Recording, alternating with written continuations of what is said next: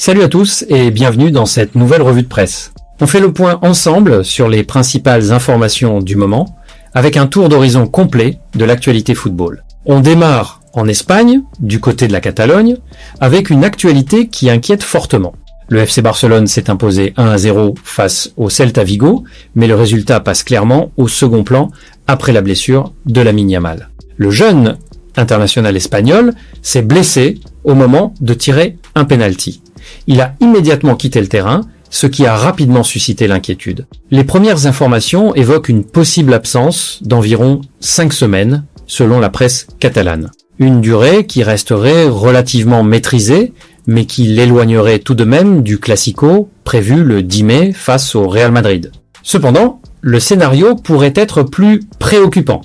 Si la blessure s'avère plus sérieuse qu'une simple lésion musculaire, son indisponibilité pourrait être prolongée.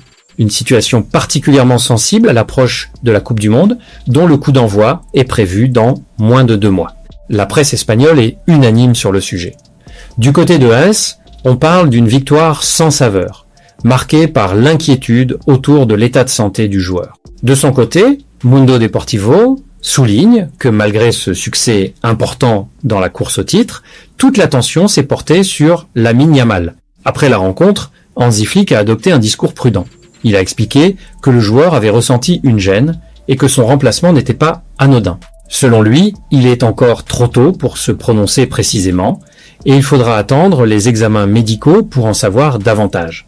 À ce stade, le FC Barcelone reste dans l'attente des résultats médicaux qui seront déterminants pour la suite. On élargit maintenant avec une information importante autour de la Coupe du Monde 2026. Selon plusieurs révélations, une proposition venue de l'entourage de Donald Trump viserait à empêcher la participation de l'Iran au mondial. L'idée serait de remplacer la sélection iranienne par l'Italie, alors même que l'Italie ne s'est pas qualifiée sportivement pour la compétition.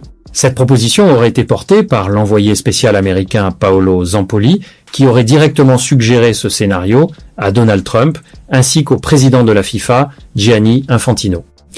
En parallèle, cette initiative s'inscrirait aussi dans un contexte diplomatique, avec une volonté de rapprochement avec la première ministre italienne Giorgia Meloni.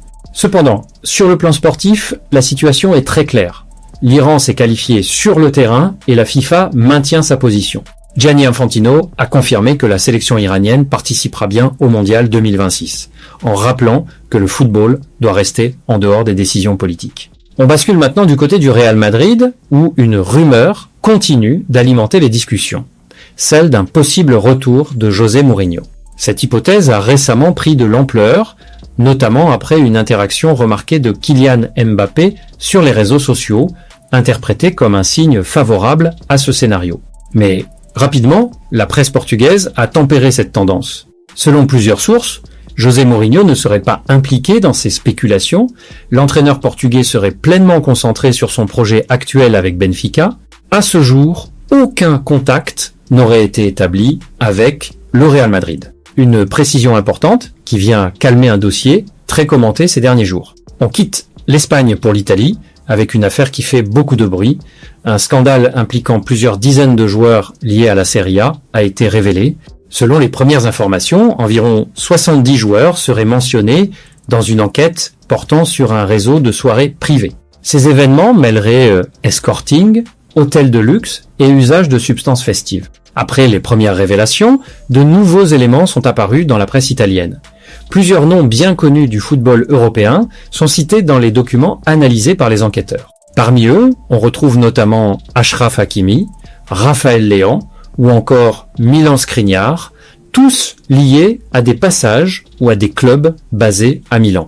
D'autres joueurs apparaissent également dans les listings, comme Alessandro Bastoni, Dejan Stankovic, Raúl Bellanova, Philippe Coutinho, Olivier Giroud ou Jérémy Ménez.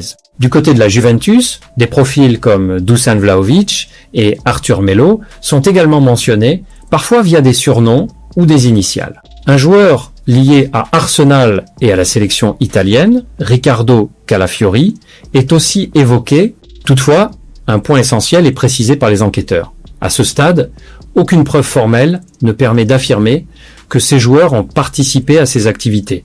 Leur présence dans les documents pourrait simplement correspondre à des contacts indirects ou à des échanges sans implication directe. Une nuance importante dans un dossier encore en cours d'analyse.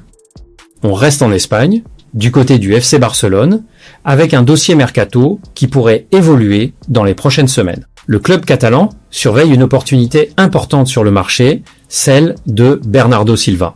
Le milieu offensif portugais est désormais libre après l'annonce de son départ de Manchester City, ce qui change complètement la donne. Longtemps considéré comme inaccessible en raison de son prix, son profil devient aujourd'hui beaucoup plus abordable. Selon El Chiringuito, le joueur aurait même fait un pas vers le Barça en se proposant directement et en donnant son accord pour rejoindre le club.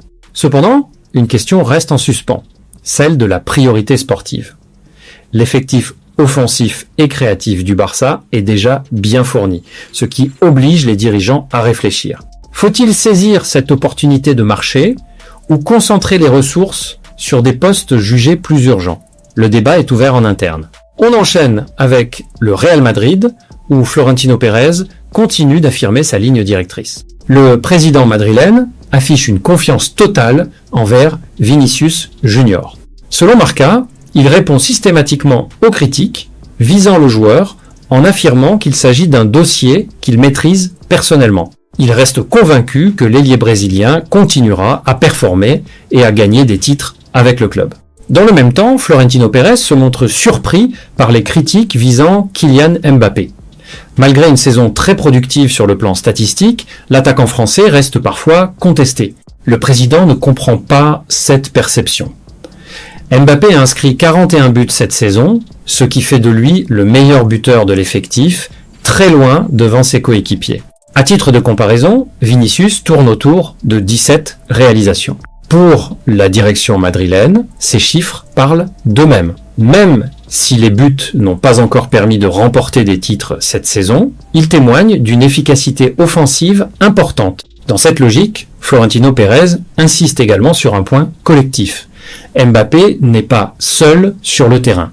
Les résultats ne dépendent pas uniquement de ses performances individuelles, mais de l'ensemble de l'équipe. Toujours dans cette dynamique, le président reste convaincu d'un élément central pour l'avenir du club, le duo Mbappé-Vinicius. Les deux joueurs sont considérés comme les piliers du projet madrilène pour les prochaines saisons. À aucun moment, le Real Madrid n'envisage de se séparer de l'un d'eux.